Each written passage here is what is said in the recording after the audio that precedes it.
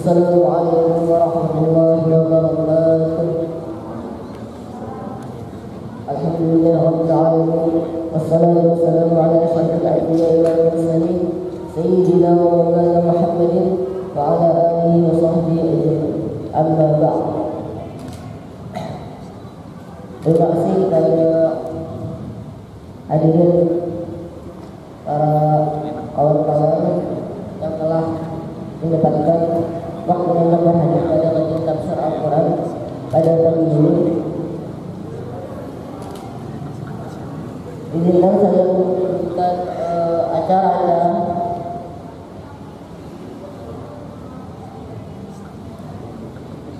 yang akan dilakukan pada pagi ini.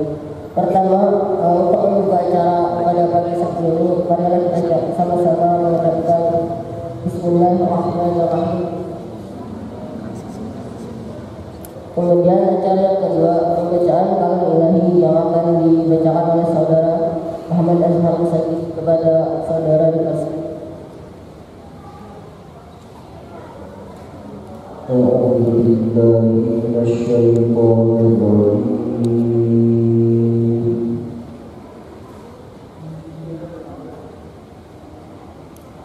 بسم الله الرحمن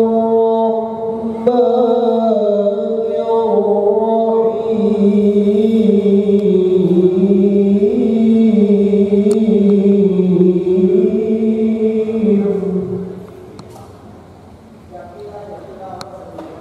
وإن خفتم ألا تقسطوا في اليتامى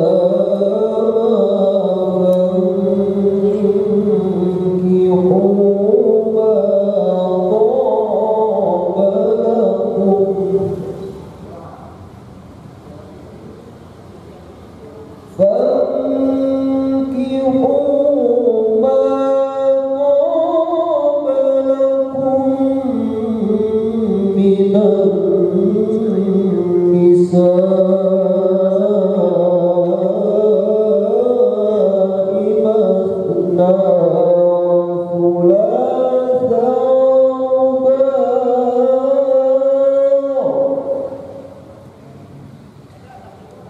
فإن خفتم ألا تعدلوا فواحدة أو ما ملكت أيمانكم ذلك أدنى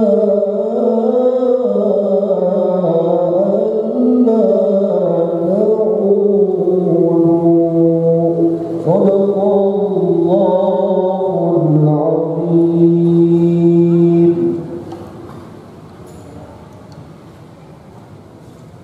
Alhamdulillahirabbil alamin. Terima kasih kepada saudara Muhammad Musadi, semoga kita mendapat keberkahan dari ayat Al-Quran tersebut. Kemudian acara yang ketiga yaitu ceramah agama. Pada pagi ini kita akan mengangkat tema fenomena seminar praktik poligami mengatasnamakan agama Islam, kritis dan berpikir mendalam makna Quran surah An-Nisa ayat 2. Untuk mengapresiasi waktu, ulun serahkan kepada Ustaz Al-Zahid untuk memberikan ceramah agama. Kepada Ustaz dipersilakan.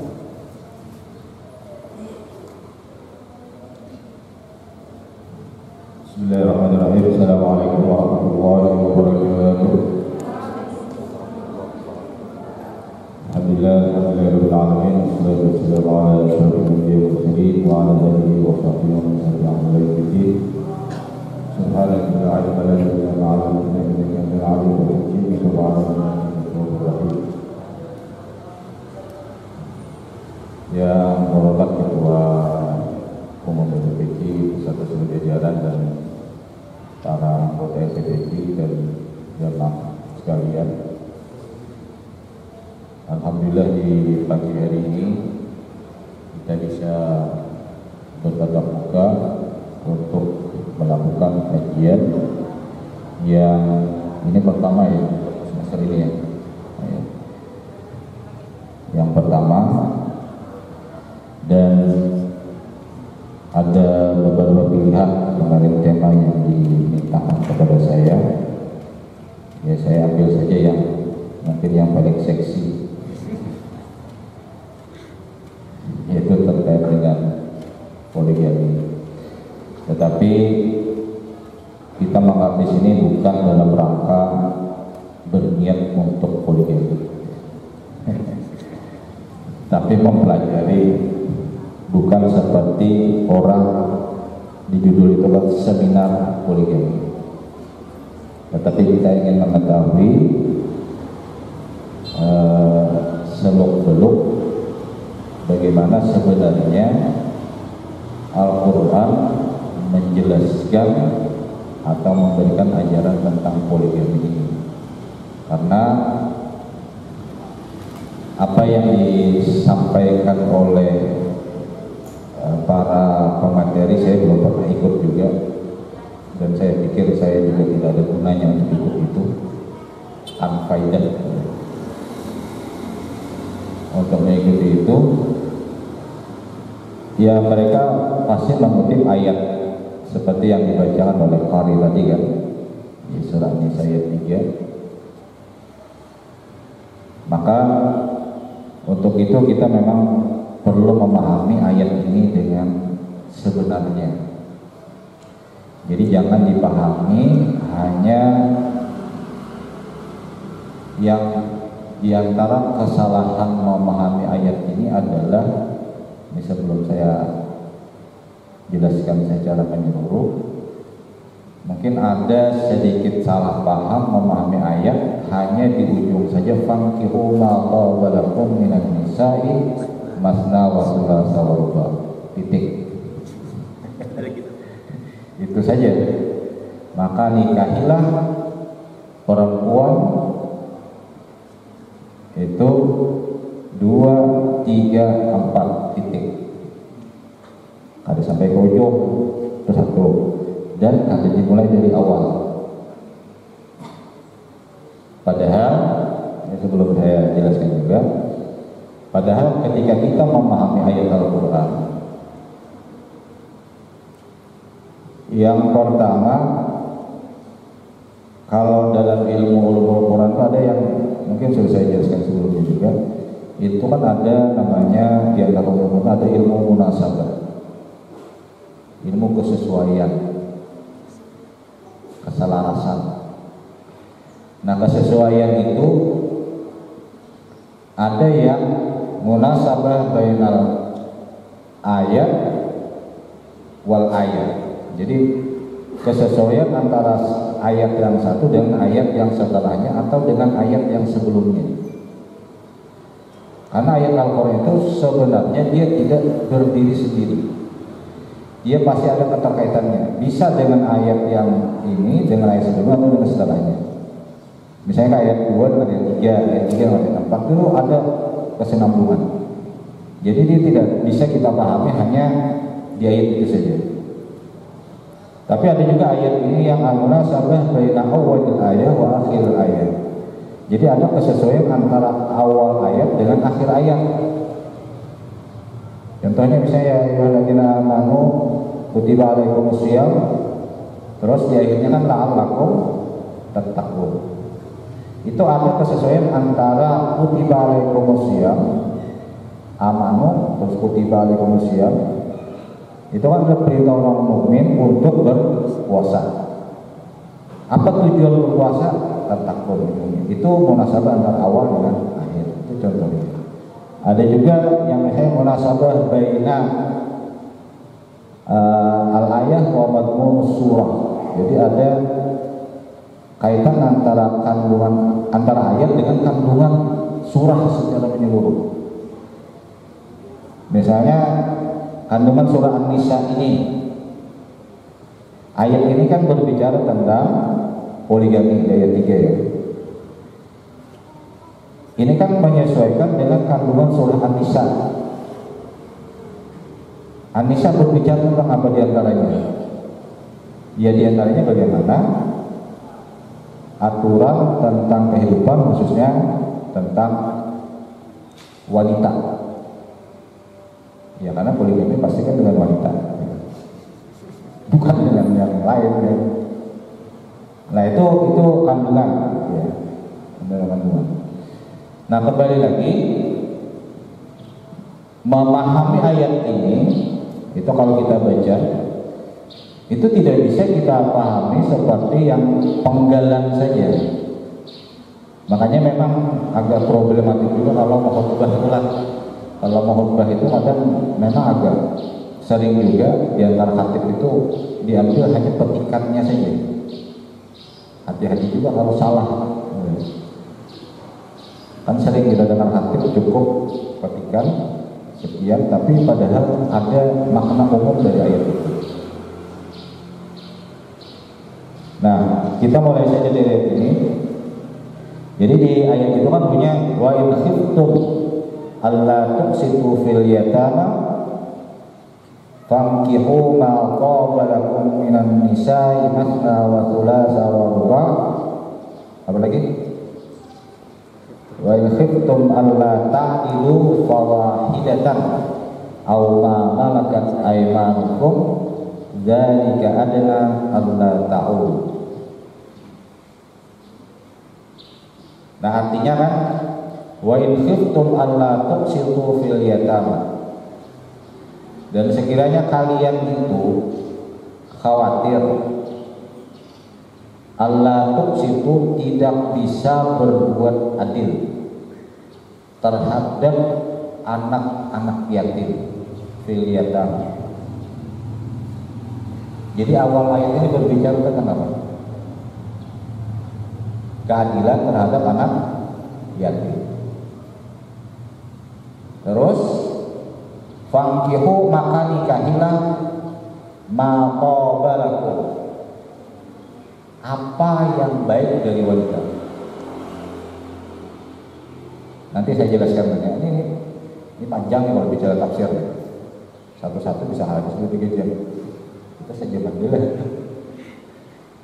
Makanya tafsirnya pelajaran paling menarik sebenarnya, apalagi kitabnya banyak. Yang paling baik dari wanita 2, 3, 4. Wa in khiftum alla ta'dilu, dan sekiranya kalian tidak bisa adil maka cukup 1. Dzalika adna alla ta'ulu, yang demikian itu lebih dekat kepada kalian untuk tidak berbuat zalim. Itu satu arti. Tapi kalau Pak Malaysia mengartikan dzalika adna alla ta'ulu, itu bukan berarti yang demikian itu lebih dekat untuk tidak kalian berbuat zalim, tapi agar kalian tidak terbebani. Lain lagi artinya. Tapi ada dasarnya juga. Nah, kita mulai dari awal dulu. Jadi ayat ini kalau kita lihat di Ibnu Katsir, di sini diulang aja. Jadi wa qauluhu ta'ala wa in khiftum alla ta'dilu ila masna, ay kata Ibnu Katsir, idza kana tahta hijri ahadikum yatimatan wa khafa alla yu'tiha mahra mithlaha fala ya'dil ila ma siwaha minan nisa fa innahunna katsir wa lam yadillahu alaihi. Jadi jika ada dalam lindungan salah seorang dari kalian yatimatan, ada anak yatim perempuan, anak yatim perempuan, yatimah, wa khafa alla yu'tiha mahra mithlaha, dan seseorang itu khawatir tidak bisa memberikan mahar yang layak terhadap si anak yatim itu, falyadil ila ma siwaha min nisa, maka dia harus berbuat adil terhadap perempuan yang selainnya. Walam yadil Allah, dan Allah tidak pernah memisahkan terhadap itu. Nah, apa maknanya? Ini memang agak susah memahami itu. Jadi awal ayat itu berbicara tentang ada anak yatim perempuan yang itu berada di bawah perlindungan atau di bawah pemeliharaan seseorang. Jadi misalnya ada anak yatim, lalu kalau dia dalam bahasa kita dihadaku oleh mungkin marinanya maharaku kamanakan, atau bisa juga ada marina orang lain mungkin karena ada marina dan maharaku. Nah, di sini ada kasusnya. Ini karena penafsiran ayat ini terkait dengan ada satu peristiwa ini, ada satu kejadian.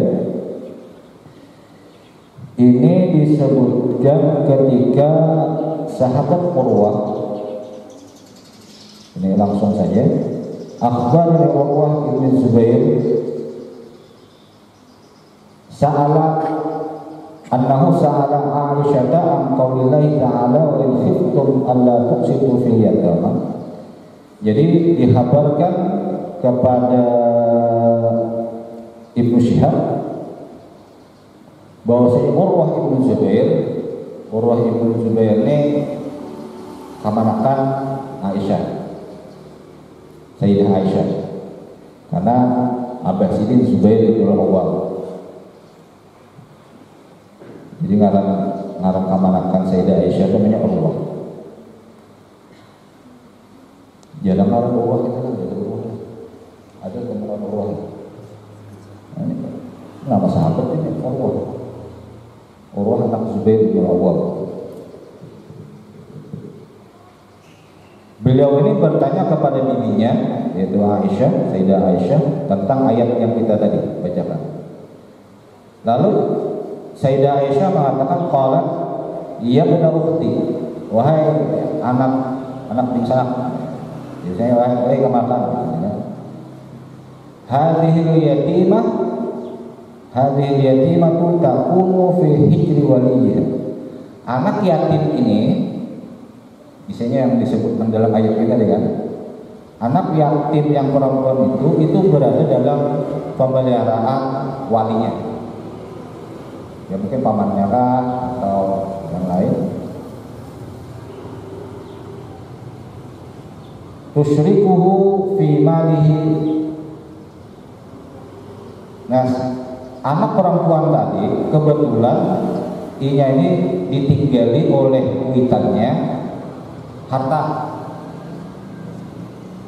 Jadi kadang anak yatim pada berduit kadang abahnya sugih, ya kan? Meninggal witannya habis, dan inya dapat waris.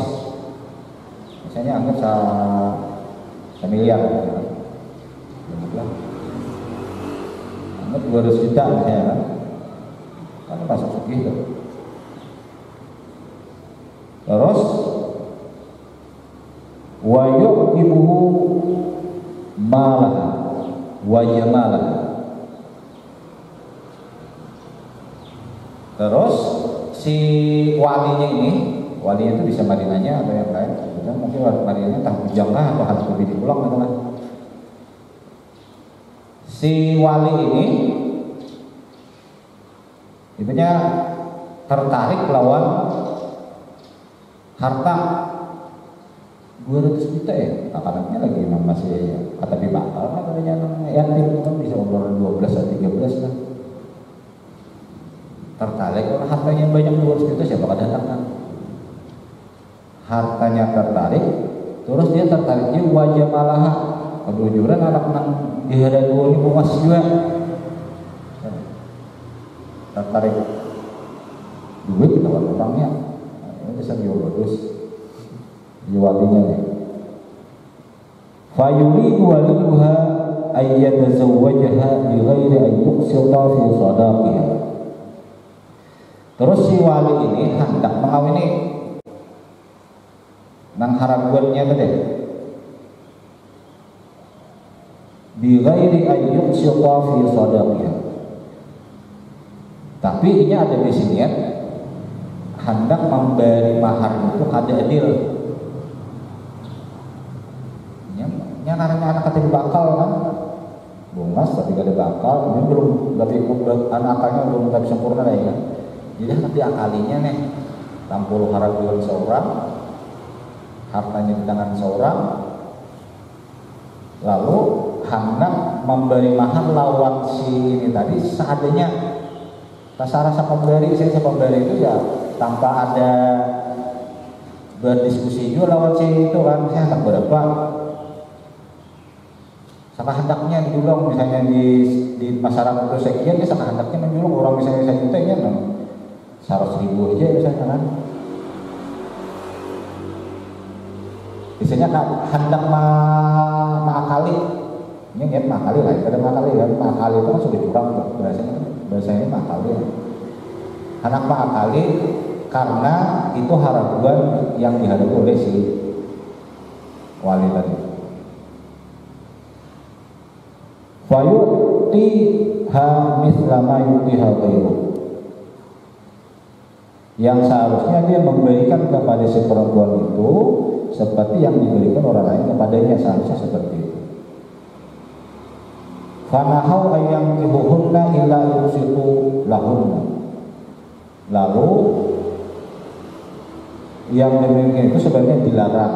Fanahau, jadi mereka melarang untuk menikahi si perempuan itu, yang perempuan model yatim macam seperti itu, kalau tadi tujuannya sudah dihadaku, terus ketika hendak dikawini, tujuannya yang pertama tadi hanya diantaranya mungkin dia ingin menguasai harta, terus memberi mahar apa yang selayaknya.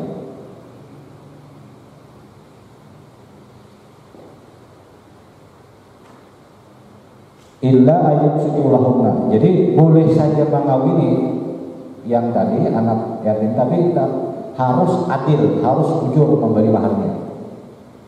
Jadi kan ada larangan juga mengawini anak haraguan yang diharapkan itu kan.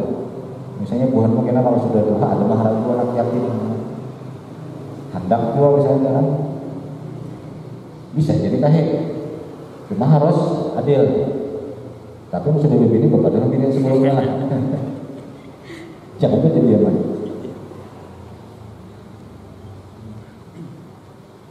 Wa yuballighu bihinna ala sunnatihinna fi shadaq wa amara bima tabala min nisa siwa. Jadi penjelasan ayat ini menurut Aisyah, tadi Sayyidah Aisyah, bahwasanya ayat ini sebenarnya terkait dengan ketika ada seorang wali yang ingin mengawini anak yatim pemeliharannya. Terus karena anak yatim ini kan diantara orang yang paling dilindungi dalam agama kita. Jadi tempatnya itu diantara yang paling dimuliakan oleh Nabi. Kedudukan anak yatim ini sangat mulia di hadapan Allah dan Nabi. Maka kehormatan itu, kehormatan mereka juga sangat dijaga sampai memakan harta anak yatim itu tidak boleh. Ayat sebelumnya juga kan berbicara tentang ini. Wala taqulu amwalakum bainakum bil batil. Wala taqulu amwalal yatama ila amwalikum. Ya itu sebelumnya. Janganlah Tuhanmu memakan harta anak yatim atau memasukkan anak yatim terhadap harta Tuhanmu. Jadi jangan dicampur anak yatim hartanya anak harta kita harta kita. Karena kalau makan harta anak yatim bertentangan dengan ayat Al-Qur'an. Itu perintahnya jelas, wala taqulu amwalakum wala taqulu amwalal yatama. Itu tegas ayat Al-Qur'an dan haramnya. Jangan memakan harta anak yatim. Dosanya berat. Makanya itu harus dipisah. Anak yatim, harta kita. Sehingga yang demikian ini sampai dalam hal yang seperti ini kita tidak boleh. Jangan sampai menzalimi anak yatim, termasuk hartanya pun jangan diambil. Dan diantaranya juga adalah jangan sampai tadi mengakali anak yatim. Diakali dengan cara mengawini tadi, misalnya tujuannya ingin menguasai harta, dan juga ketika hendak mengawininya itu dengan mahar sakahandak kita. Kada sesuai dengan yang dikehendaki atau dengan yang dikehendaki secara umum. Lalu ayat berikutnya bunyinya fankihu ma tabalakum. Jadi kaitannya ada nanti. Daripada kalian kada kawa adil, kada bisa memberi mahar yang layak lawan anak yatim yang kalian kehendaki, fankihu, maka nikahilah bebinian yang lain anak yatim tersebut, terserah mau 2, mau 3, mau 4. Itu sebenarnya. Jadi kaitannya dengan anak yatim. Istilahnya kalau saya baca di Pak Quraisy itu, istilahnya kayak ini. Misalnya kita bisipan tangan lah. Bisipan, ada kawan misalnya, ada kawan bisipan tangan makan durian ya. Ada durian diendang segede atau 3 lah misalnya kan. Terus di sampingnya ada mangga 10. Ya memang titik pak dia mulai durian ya. 3 ya. Mangga itu kasih simpong mulai durian ya. Cuma kalau makan durian bisa setengah, bisa sakit mah misalnya, atau langsung darah naik, langsung darah tinggi. Si kawan ini tahu bahwasanya yang kawan ini kalau ini memakan durian sabigihnya ke sahabat gitu lah, makan sahabat itu bisa sakit kepala atau bisa jiwon. Jadi jangan kawan ikan harus makan durian. Daripada ikan makan durian, silahkan makan mangga itu lah, kasarah 2 kah 3 kah 4 kah. Kasar aja saja makan durian. Nah ini makna ayatnya seperti ini. Daripada kadakawa mengawini anak yatim bacakan kada adil, maka silahkan kawini binian selain anak yatim, terserah mau 2, mau 3, mau 4. Substansinya apa? Substansi dari ayat ini sebenarnya ingin menegaskan makna ayat ini adalah kita dilarang untuk tidak berbuat adil dengan anak yang yatim. Jadi kalau ada orang itu sama itu kaum yang lain, karena kalau sudah memakan harta anak yatim itu berat hukumannya. Dan ini sudah sangat jelas dalam keharamannya kan. Di ayat 2 itu sudah jelas wala taqul amwalal yatama ila amwalikum. Janganlah kalian memakan harta anak yatim itu ke dalam, atau memasukkan harta anak yatim itu ke dalam harta kita. Karena ini berat dosanya. Itu jelas ayat-ayat di Al-Qur'an dan lain-lain itu jelas. Jadi kan ibarat Allah memerintahkan itu ada perintahan kias-kias itu ada langsung dengan bahasa yang jelas. Jadi makna ayatnya seperti itu sebenarnya. Jadi bukan dimaknai dipotong dengan sebelumnya tiba-tiba fankihu maka balakum, maka kawini inian 2, 3, 4 bukan itu. Tapi makna sebenarnya tadi, kalau kadakawa menikahi anak yatim secara benar, secara adil dari segi mahar diantaranya, maka cari niat ada anak yatim banyak saya. Ada yatim itu banyak lah. Silahkan cari, daripada pacaran kita berdosa dengan anak yatim, dosanya kena mending yang ada anak yatim. Nah ini sebenarnya makna ayat ini. Jadi jangan dipahami oleh yang di seminar-seminar yang asal, apalagi disebut dengan sunnah Rasulullah. Bujur aja sunnah Rasulullah juga. Cuma sunnah Rasulullah itu kan syaratnya banyak. Yang pertama, kalau jalan itu kan sangguplah kayak Rasul pribadi. Nah, itu satu kan. Rasul kan beliau paling sempurna manusia, baik dari segi akhlak ataupun fisik. Kita fisik seadanya juga kan, nah ini bang kelakuan ada bujur juga masih banyak, anak lebih banyak, maharaja wak sorangannya kan diberesan, maharaja orang banyak kan masalah juga nih. Yang pasti kan membawa anak orang 3, 4 itu dari rumah seorang aja kan diberes kelakuan. Itu satu. Yang kedua, tujuan Rasulullah SAW ketika beliau melakukan poligami itu kan bukan tujuan seperti yang dituduhkan oleh orang orientalis dan orang barat. Tujuannya nafsu, seks, tidak. Karena kalau tujuannya Nabi adalah hanya untuk masalah seksual saja, itu kenapa Nabi mengawini di antara istri Nabi itu kan ada yang 59, ada 11, ada 15, ada 22 ya. Yang dikawini beliau siapa yang bujang, yang perawan? Kan Sayyidah Aisyah ini saya orang. Selebihnya janda kan? Hafsah, Saudah, Ummu Salamah, Siti Khadijah yang pertama, terus Zainab binti Jahash, Zainab bintu siapa lagi, ada dua Zainab, terus Safiyah. Itu kan semuanya janda-janda. Nah, yang poligami sekarang yang dikawin siapa? Ada janda? Ada, cuma jarang. Pasti mencari nama bujang juga.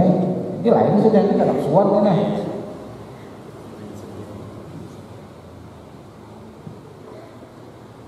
Itu. Nah, tujuan Nabi itu kan dakwah. Ketika beliau mengawini misalnya Sofia, beliau ketika menemui Sofia ini kan anak dari seorang pemimpin Yahudi. Dikawini beliau itu karena dengan tujuan dakwah agar kabilah dari Yahudi ini bisa masuk Islam. Dan memang juga Sofia ini ketika dalam saat itu beliau sudah ditinggal oleh suami dalam peperangan, lalu ya dikawini. Dan beliau sudah jadi janda juga.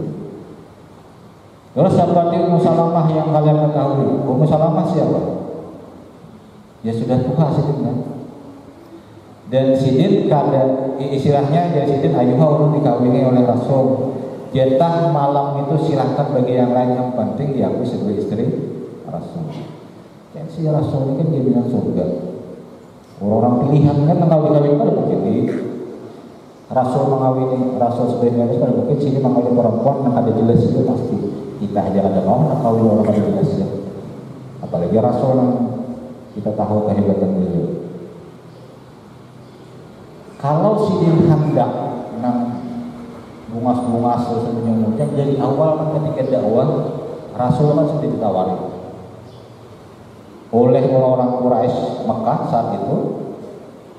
Ketika Nabi pertama kali dakwah itu kan ditawari supaya jangan berdakwah lagi. Yang ditawari pertama apa? Ada 3 tawaran. Yang pertama, wahai Muhammad, tolong kamu bisa lagi berdakwah nih. Kalau ikam hendak jadi raja, kami jadikan raja. Kalau ikam hendak harta, kami berikan harta sebanyak-banyaknya kepada. Kalau ikam hendak kawin dengan bujang, seberapa hendak kami beri.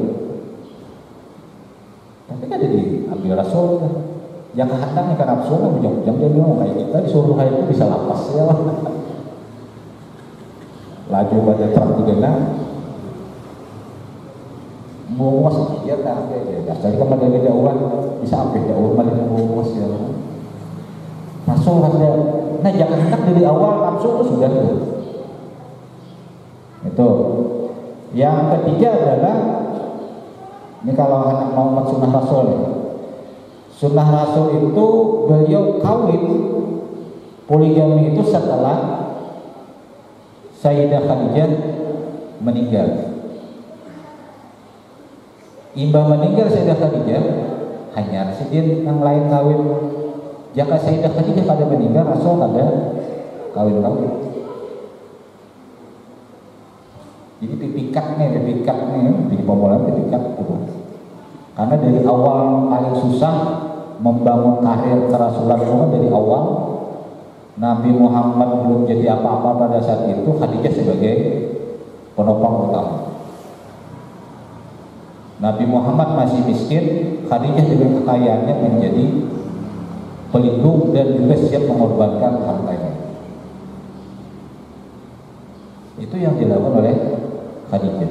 Maka cintanya Nabi Muhammad terhadap Khadijah itu tidak sama dengan istri-istri beliau yang lain. Makanya ketika makan kan, ketika kita baca ternyata apa yang ada satu piring lagi yang khusus untuk Khadijah. Dan Khadijah pun Sayyidah Aisyah pernah cemburu ketika Nabi Muhammad tetap menyebut Siti Khadijah.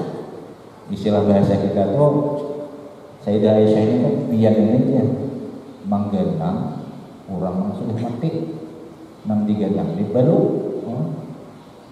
nang pian kawin ini ujang nih ulunnya ujang nang pian itu balu pada gelah pulang. Mandangan dulu saya dapat di sakit, ada ceritanya sakit kuitan di kuyah, ada ceritanya saya sakit lawan tersinggung, bahasanya itu tersinggung dengan apa perkataan Sayyidah Aisyah karena kuitan disambut sama beluk. Jadi tenang ya Nabi Muhammad dan Sayyidah Aisyah, kalau ada perbedaan besar antara mamamu lawan Sayyidah Aisyah. Kalau Sayyidah Khadijah itu dapat ujang, Nabi Muhammad itu ujang lah. Kalau Sayyidah Aisyah dapat belum. Nabi Muhammad sudah 100 sudah. Jadi masih hebatkan mamamu daripada Sayyidah Aisyah.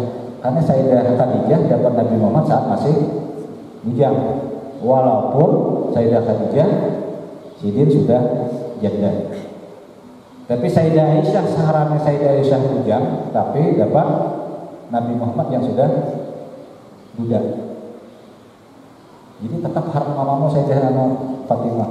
Akhirnya Fatimah terhibur dengan Nabi ini. Jadi cara Nabi Muhammad menghibur Fatimah.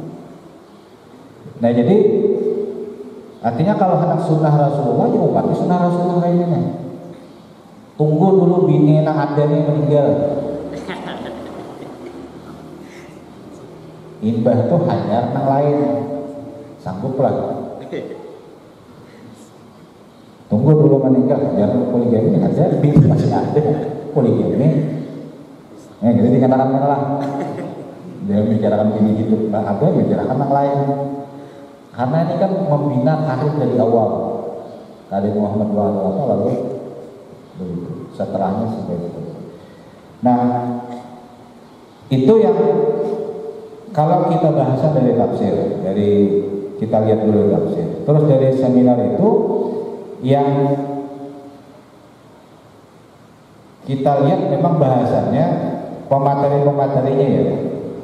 Pemateri-pematerinya ya kan anak yang bertahan. Adalah pematerinya yang diantara sekian pemateri, coba aja kalian lihat. Adalah pematerinya yang perempuan di madu. Pematerinya itu kan yang si A istrinya 3, si A yang sukses istrinya 4, si A istrinya 2.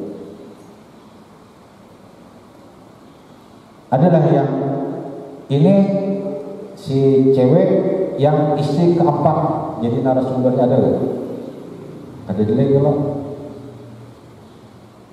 ya karena itu memang dari pihak lelakian dan lelakian memang cenderung hendak poligami, kalau binian hendak monogami. Itu bedanya. Lelakian itu dapat suruh apalagi ditawarin.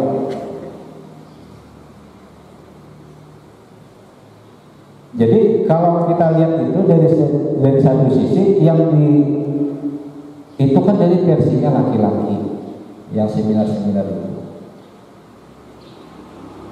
Jadi memang keinginan dari pihak laki-laki yang menginginkan poligami.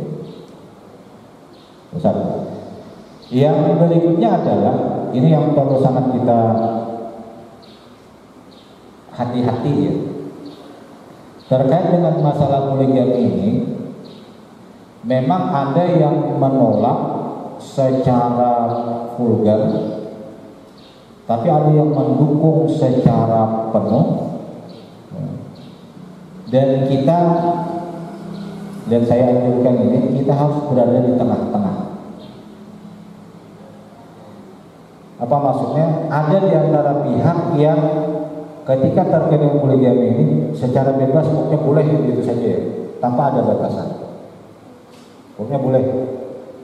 Karena agamanya sudah menyuruh dengan dalil fankihu tadi. Tanpa ada yang sebelumnya. Yang kedua ada yang melarang. dari pihak aktivis gender. Aktivis gender ini itu ayat itu adalah kaitannya dengan substansinya tidak boleh kawin kecuali hanya satu. Lalu poligami katanya tidak ada. Nah ini salah juga. Karena ayat itu masih membuka kemungkinan untuk poligami tapi dengan syarat yang ketat. Jadi bukan Al-Quran meniadakan poligami, tidak. Tapi Al-Quran tetap membuka ruang untuk poligami dengan syarat tertentu dan dalam kondisi tertentu. Ada kawin sembarangan, apalagi anak nafsu. Apalagi syaratnya bisa ada mengatakan Pak ya, kan jumlah bebinian udah banyak. Kalau sepertiga kan, berapa lebih jumlah bebinian? 3/1. Ada pas juga. Saya coba lihat di sensus di Google itu, ternyata masih banyak laki yang berbinian di Indonesia. Coba jangan lagi di Google. Di Indonesia, aduh, kita ke Eropa kan. Indonesia kan 273 juta tahun 2022 ini. 273 juta penduduk Indonesia, itu 50,5 itu laki-laki, 49,5 bebinian. Jadi kalau alasan lebih banyak bebinian terbantahkan, belum diterima dari alasannya. Kalau anak poligami, ya memang kadang di kelas kita lihat kan, kalau di kelas di ini sini kan, sini kita banyak juga. Tapi di tempat lain banyak laki ya. Baik kalau di kelas psikologi itu yang di PID Usuluddin, itu kadang lakinya biniannya 30, lakinya dari Beko, ada itu 10. Tapi bukan berarti itu lebih banyak. Ternyata dalam sensus di Indonesia itu 50,5 itu masih laki. Jadi terkait dengan ini, ya kita jangan menolak, tapi juga jangan membebaskannya secara penuh, karena ada syarat-syarat yang harus dipenuhi.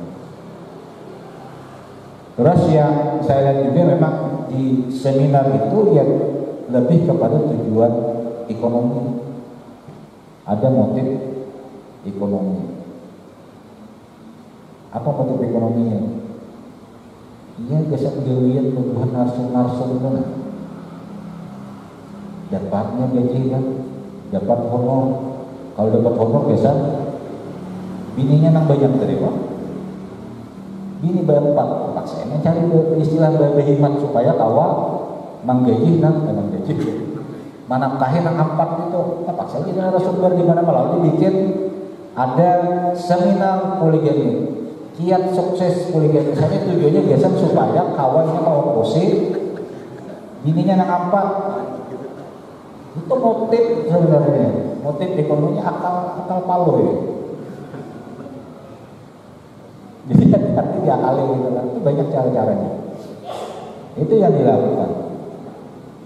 Kiat sukses, coba cari kok mungkin ada kiat yang fenomena kegagalan poligami, coba buka lagi. Mungkin lebih banyak daripada yang sukses. Yang sukses memang ada. Kita tidak menutup mata juga ya sukses. Ada juga yang memang yang sukses. Tapi buka juga fakta yang gagal. Seberapa persen yang gagal dibandingkan yang sukses. Terus tanya saja kepada hati orang tua, hapuslah di poligami. Kedua dengan hapus. Di antara sariku paling singkong. Itu pun kepepet.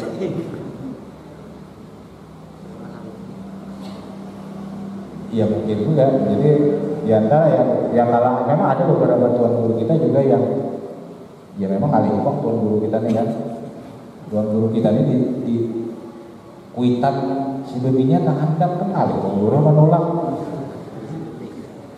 Nah guru aja yang itu banyak yang dipahami tuan guru.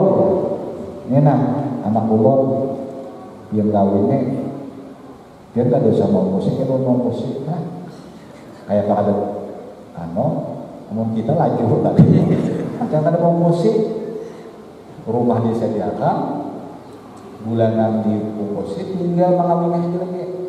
Jadi tuan guru tapi dulu lah. Kalau ada tuan guru jangan, sarannya di tuan guru dulu.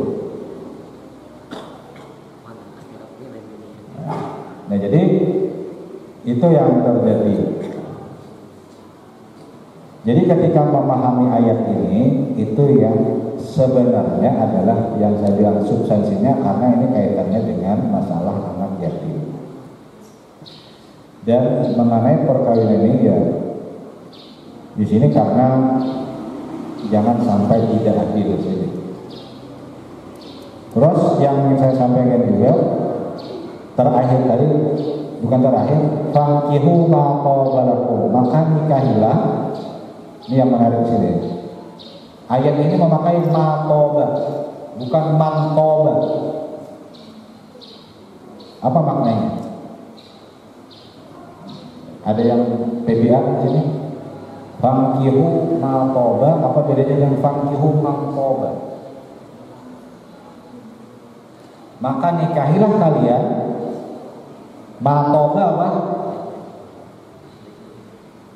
Ma itu apa kalau lah? Kalau man siapa?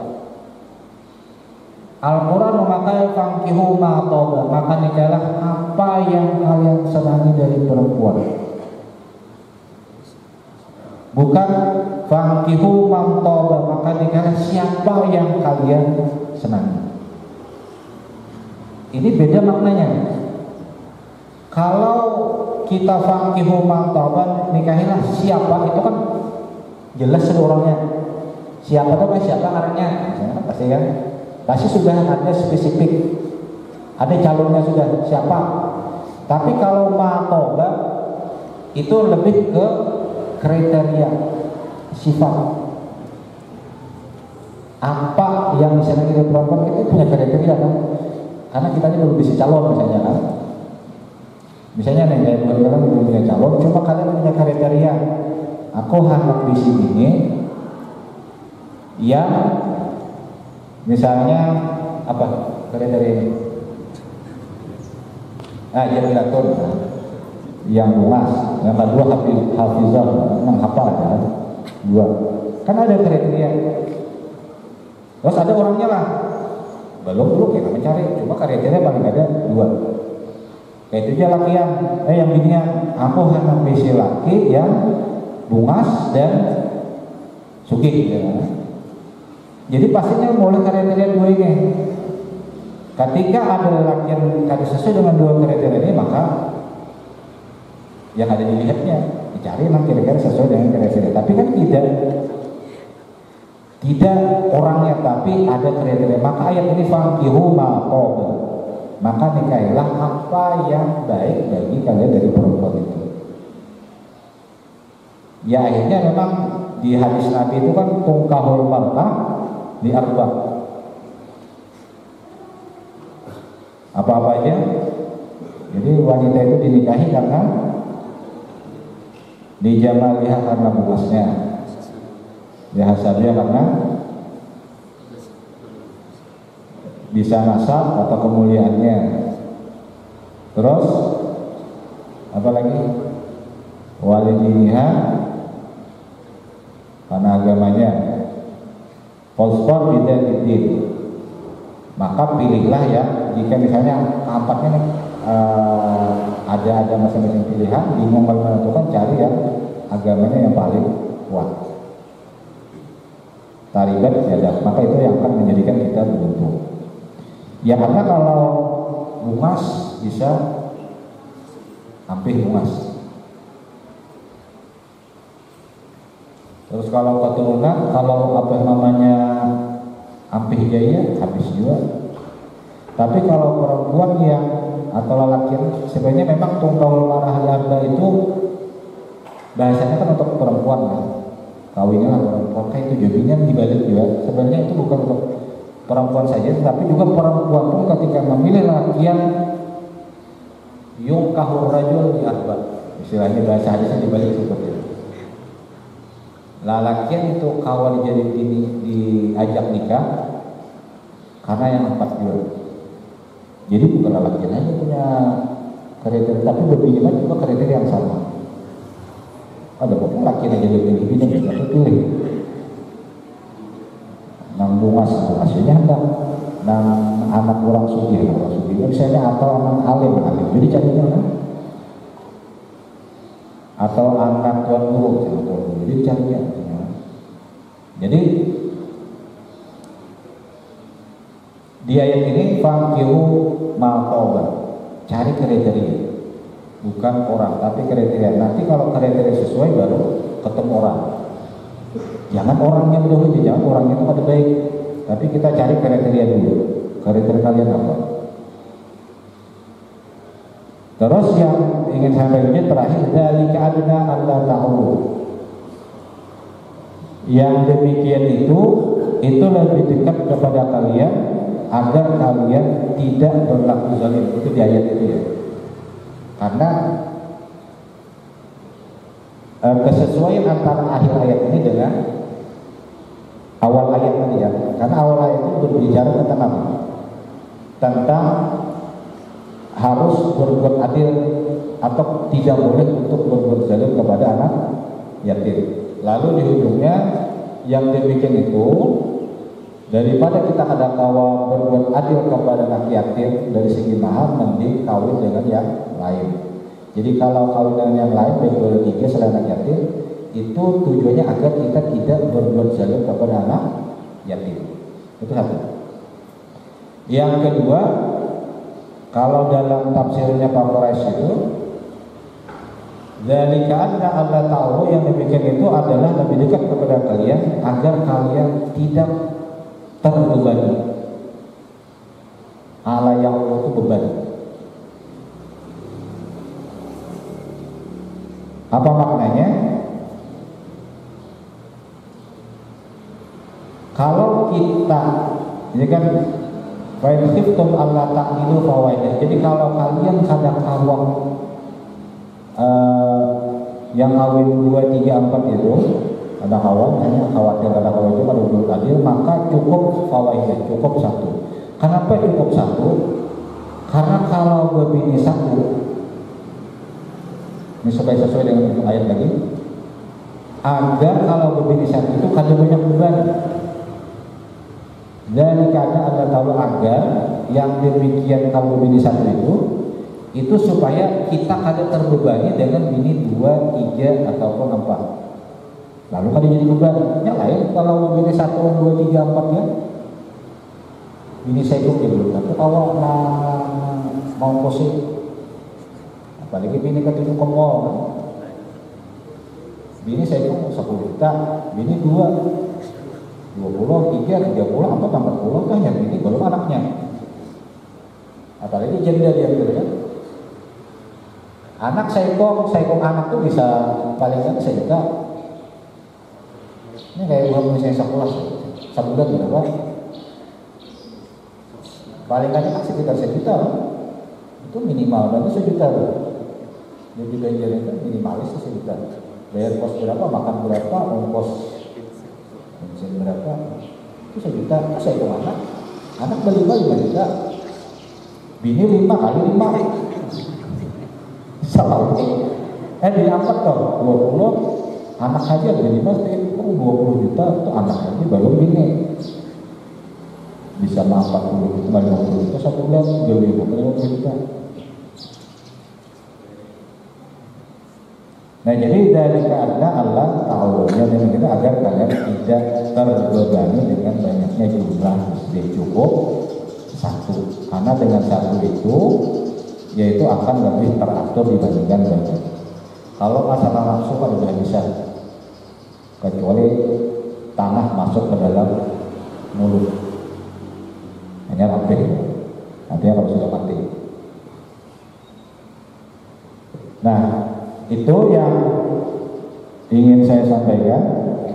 Jadi karena ini kaitannya, saya ulangi, ini kaitannya dengan ya substansi ayat ini adalah kita dilarang untuk tidak berbuat adil terhadap anak yatim, maka lalu dibolehkan, ya silakan di luar anak yatim, bisa 2 bisa 3, tapi itu juga akan susah. Khususnya tadi ketika dalam memberi mahar. Jadi kalau ada kau adil memberi mahar, ya jangan, dia harus adil juga. Walaupun anak yatim tadi itu di bawah pemeliharaan kita. Kalau di masyarakatnya sekian, ya sekian juga diberi. Jadi itulah keadilan yang harus ditegakkan. Jadi makna ayat ini sebenarnya substansinya adalah masalah keadilan. Jadi bukan anjuran untuk berpoligami, tidak. Ya memang ada, bukan anjuran sebenarnya, tapi ada pintu darurat untuk berpoligami. Apa makna pintu darurat? Pintu daruratnya artinya bisa dibuka dalam keadaan yang darurat. Sesekali itu kan darurat, bukan kita taruh salah. Itu kan darurat karena kayak pesawat tuh ada pintu darurat, dibuka lah. Jangan kubur, ada pesawat dibuka. Tapi ketika ada saat yang darurat, misalnya meluncur, memang perlu harus keluar, baru dibuka, karena itu pintu darurat. Nah ini juga begitu juga, yang ayat tentang poligami ini bukan ayat tentang anjuran, tapi adalah pintu darurat bagi orang yang memang mengalami masalah. Apa diantaranya? Diantaranya mungkin yang dibolehkan itu kalau dalam undang-undang, kalau tidak salah, kalau misalnya ada suami istri yang kawin, sudah saya lupa 5 tahun atau 10 tahun ya, sekitar 5 tahun, ada berisi anak, terus diperiksa di dokter kandungan ya, masalah kesuburan. Ternyata yang lebihnya, misalnya ada awal hamil, maka si laki-laki itu boleh untuk berpoligami. Ada kebolehan, karena dia punya hak untuk memiliki keturunan. Sedangkan ini kadang-kadang maka itu dibolehkan dalam undang-undang kita untuk berpoligami. Hakun pada hakun boleh.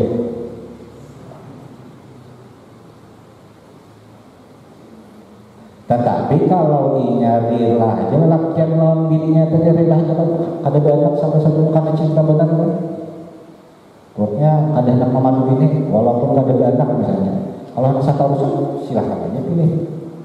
Tapi kalau si lakinya hendak pilih bini, nah bini ini boleh hanya laki anak kawin itu setelah melewati pemeriksaan. Jadi diperiksa dulu, jangan juga sudah 5-6 tahun kada berenakan bini disalahkan. Nya belum tahu nang kada subur tuh nang laki bini bisa juga nang laki. Nah di masyarakat kita nih memang agak bermasalah adalah kalau 5-6 tahun kada berenakan lagi itu selalu yang dicap pertama tuh, wah ini Jepang, kalau beginian saja. Ini memang nampak tuh beginian bang kan, nah hamil tuh beginian sehingga lalu yang dipolis pertama tuh pasti beginian nama mantul, ini jangan bener mantul beginian nih. Padahal bisa jadi lalakiannya nama mantul. Banyak kejadian berpisahan, sekali berpisahan nang bini kawin yang lain, ini berenakan. Nang laki kawin yang lain tetap aja kan dipisahkan, ternyata nang laki nang pemanang dulu. Jadi diperiksa dulu di dokternya, ada pemeriksaannya tuh. Yang diperiksa dengan masing-masing sperma-spermanya itu diperiksa, ternyata yang laki ada subur. Cuma di masyarakat kita memang agak masalah itu pasti binian pemula diskusi itu biniannya. Jadi lelakian kalau misalnya hubungan bola lakian ini, buat kita penglatihan betul. Kalau misalnya 5-6 tahun ada berenakan duit, ya ini disalahkan. Jangan kita nggak salah. Periksa. Ini lelaki ini bisa mandul tuh bisa diantaranya nenek hati-hati lagi buat mau nih. K7 minum extra jus. Hati-hati loh. Nang semacam-macamnya tuh. Itu masam tuh baru. Paparotan masam dingin. Ini rahasia dapur nih, rahasia kamar nih. Itu dingin. Jadi sperma itu ada panas. Kalau panas itu kan naik, daya tembusnya naik. Itu dingin. Ini lagi dari extra jus 7, extra jus apa lagi macam-macam tuh orang-orangnya. Itu yang biasanya menjadikan sperma itu menjadi dingin dan itu tidak jarang atau kemungkinan bisa tidak membuahi perempuan. Dan itu ada dalam keluarga. Ini saya berbicara ada dalam keluarga ada yang seperti itu. Saya tidak menyebutkan siapa. Ada yang sampai sekarang dia tidak mampu punya anak. Ya karena kebiasaan minum extra jus. Memang ada extra jus yang jadi ada juga. Cuma yang kejadian di keluarga itu karena kebiasaan extra jus macam-macam yang jadi itu akhirnya nggak bisa. Lain kalau orang yang minum jamu, jamu lain panas. Jadi amalnya ada. Nah, jadi yang ini kita perlu hati-hati dalam hal ini. Jadi masalah keadilan kita terhadap anak yatim. Oke, saya kira itu saja dulu ya. Saya kira ada banyak hal yang ditanyakan. Jadi sebenarnya ada yang bisa saya sampaikan, tapi mungkin sekali juga nanti tanggapan dari para bertanya. Itu saja yang saya sampaikan. Selanjutnya saya buka forum untuk bertanya. Silakan. Baik, terima kasih kepada Ustaz yang telah memberikan ceramah kita pada hari ini. Bagi yang ingin bertanya, silakan berdiri, sebutkan nama dan kelompok halaman. Yang ingin bertanya silakan angkat tangan. Satu ikhwan dan satu akhwat.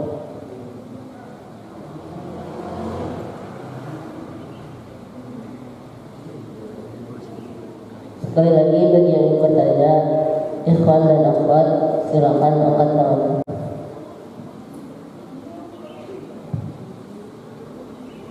Sudah kan?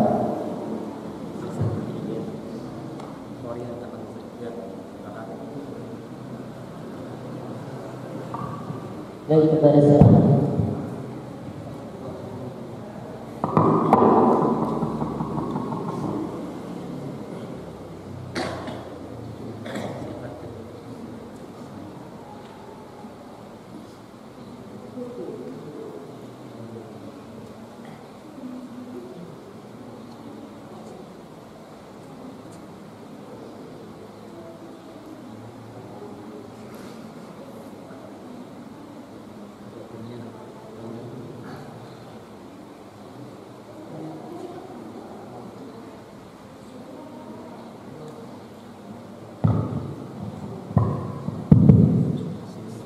Bismillahirrahmanirrahim. Assalamualaikum warahmatullahi wabarakatuh.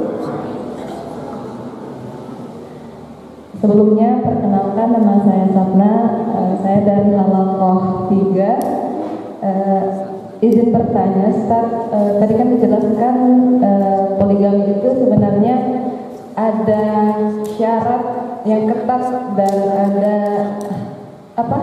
syarat dari poligami itu bisa berpoligami ada dua yang ulun tangkap tadi.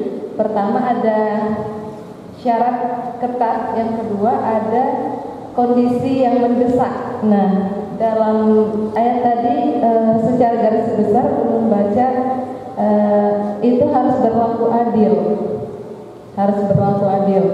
Nah, yang ulun tanyakan bisa Ustaz jelaskan kembali maksud dari syarat ketat tadi dan kondisi yang mendesak tadi, Ustaz. Mungkin itu sedikit pertanyaan. Terima kasih. Assalamualaikum warahmatullahi wabarakatuh. Baik, terima kasih. Kemudian ada ikhwan, ada yang bertanya? Langsung dijawab, Ustaz. Kalau Nanti yang lain bisa berpikir lagi. Baik, ini pertanyaan kritis ya. Terkait dengan syarat ketat ya, apalagi kaitan dengan masalah adil. Ya. Jadi syarat ketat dari ayat ini yang jelas adalah harus bisa berlaku adil. Nah, berlaku adil ini kan susah kan. Ayat ini memang ada dua, ini yang menarik juga ya. Ayat ini ada dua istilah yang mirip. Wa in khiftum alla tuqsitu. Terus wa in khiftum alla ta'dilu. Dua-duanya dimaknai tuqsitu dengan ta'dilu itu kan dengan makna adil. Ya memang ada yang menyamakan antara tuqsitu dengan ta'dilu. Tetapi ada juga yang membedakan. Kalau tuqsitu itu adalah keadilan yang bisa memuaskan semua pihak.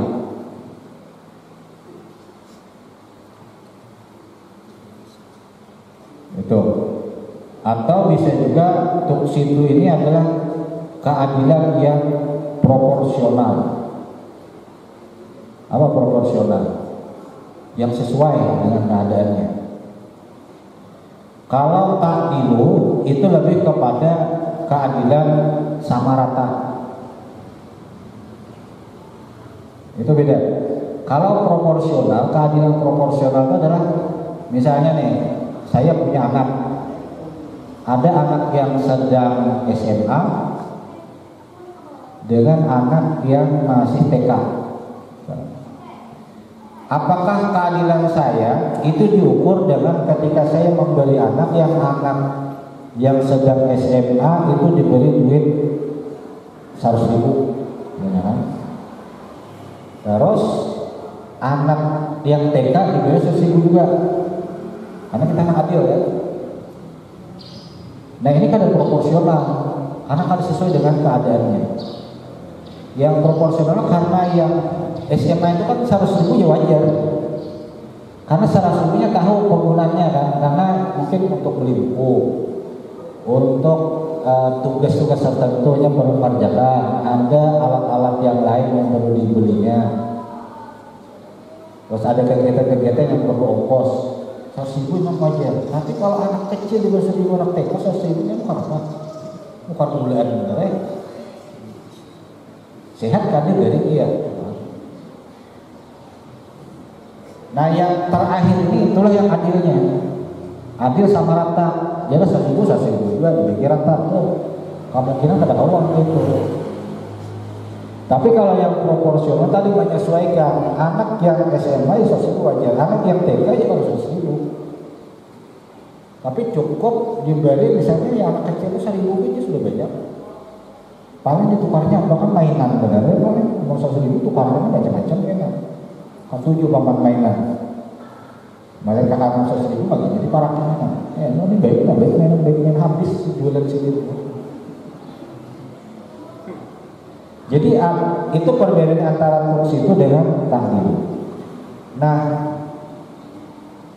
yang syarat ketatnya adalah syarat masalah keadilan. Dalam masalah finansial mungkin bisa ya. Masalah finansial mungkin bisa kita adil. Misalnya bini pertama sebulan 2 juta, bini kedua 2 juta misalnya, itu bisa adil. Tapi perhatian dari segi masalah hati kita nih kawal adil. Siapa hati kau kotor? Itu hal yang beda keadilannya. Kalau duit mungkin bisa adil. Tapi kalau sudah masalah perhatian itu agak susah. Dan itu yang memang kesusahannya di situ. Sehingga kalau misalnya kata kawan, karena syaratnya begitu ketat itu kan masalah keadilan, maka kan usah cukup satu. Karena saya pun ngalih juga sudah. Lapah aja maharabu saya pun bini saya pun itu begitu kawan, apalagi bini banyak. Itu syarat ketatnya. Nah kalau yang pintu darurat yang seperti tadi yang dibilang, jadi kalau misalnya ada di antara pasangan kita ini, misalnya si istri itu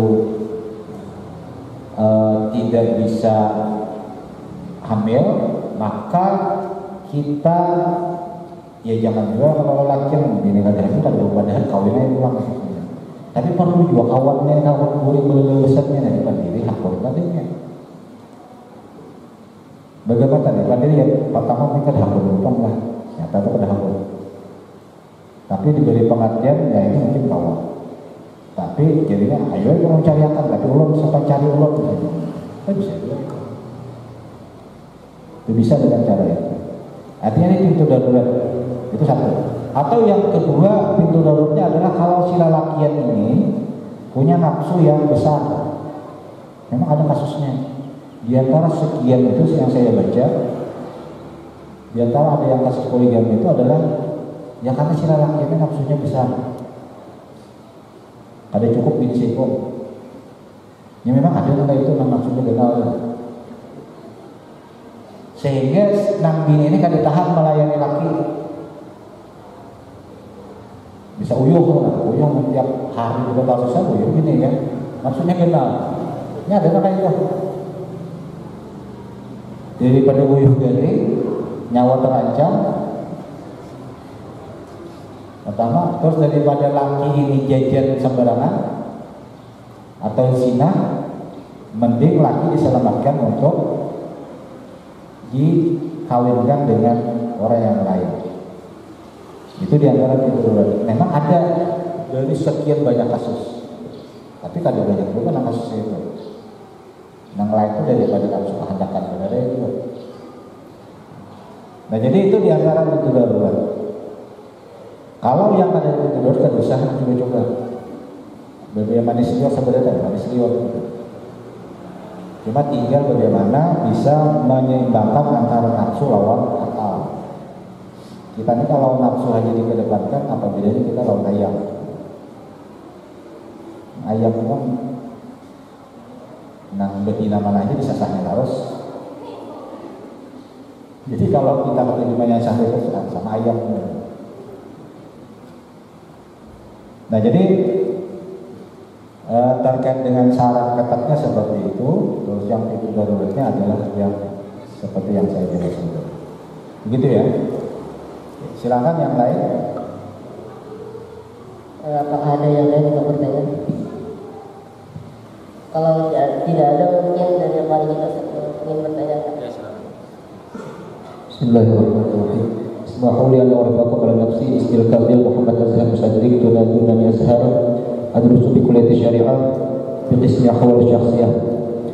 Indi soalun tankihu ma tabalakum minan nisa imatna wa sulata wa ruba'. Jadi ada, kalau pernah membaca pendapat ulama yang memaknai masna wa sulasa wa ruba' itu makna wa-nya itu adalah penjumlahan.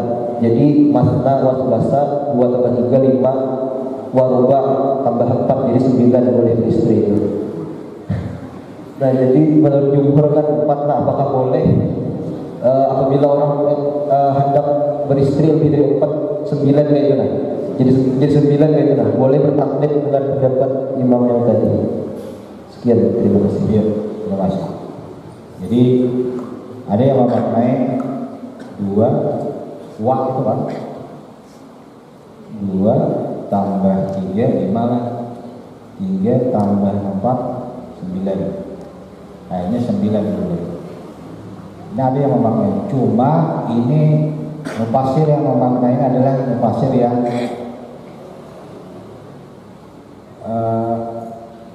ya istilah kalau bahasa di hadis itu yang syadz. Jadi malah ini menunggal di antara jumhur, malah lain surangan. Jumhur itu wajib bukan au 2, 3, 4 bukan berarti 2 tambah 3 tambah 4.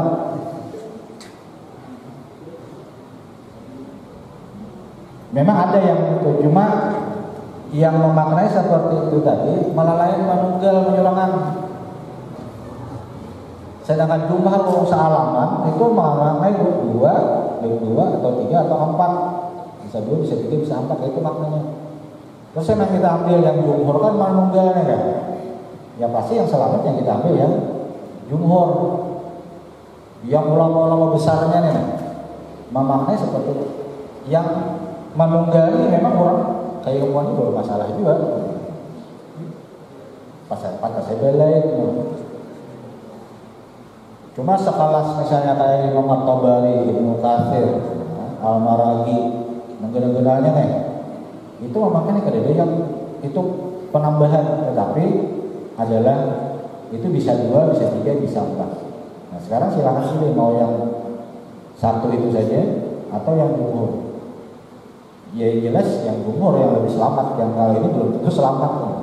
Kalau jumhur itu pasti, dan yang jumhurnya adalah ulama-ulama besar. Ya memang ada perbedaan-perbedaan seperti itu. Tetapi kalau sudah ada perbandingan, ini kualitas ulamanya lah. Terus kebanyakan jumlah, kita ambil mayoritas. Terus mana yang lebih alim juga? Ini belum tentu mayoritas ini benar. Bisa juga satu tapi alim benar, yang mayoritas ini masyarakat biasa. Kita ambil yang alim ya, tuan guru.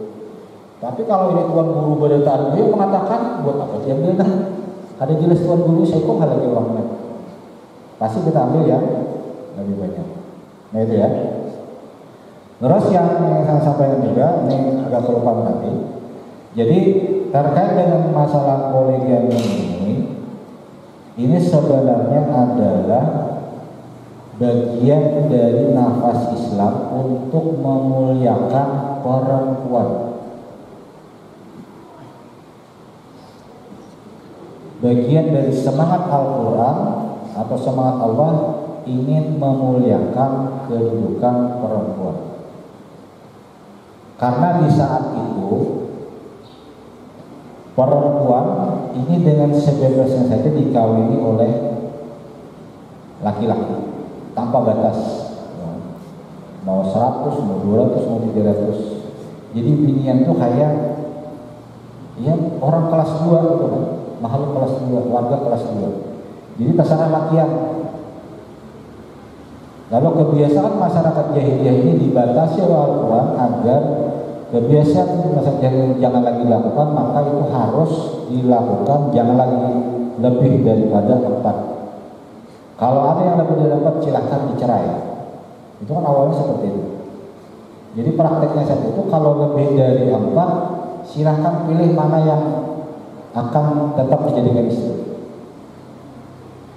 Agar perempuan itu jangan dijadikan hanya sekedar pemuas nafsu seks saja.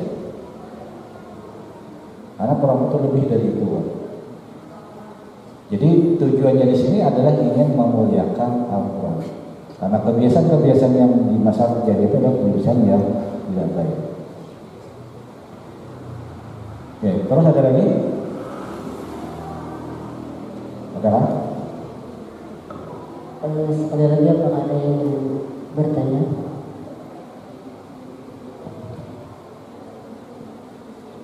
Cukup ya? Baik, mungkin cukup untuk sesi tanya jawabnya. Terima kasih. Setelah acara kemudian selanjutnya itu acara pembukaan doa untuk membacakan doa memintakan kepada Ustaz Ahmad Bujur. إلى رب العالمين صلى الله عليه وسلم.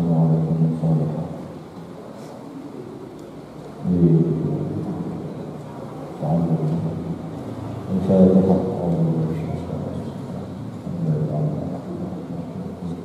إياك نعبد وإياك نستعين. صراط الذين أنعمت بسم الله الرحمن الرحيم. صلى الله عليه وسلم. اللهم صل على سيدنا محمد وعلى آله وصحبه أجمعين.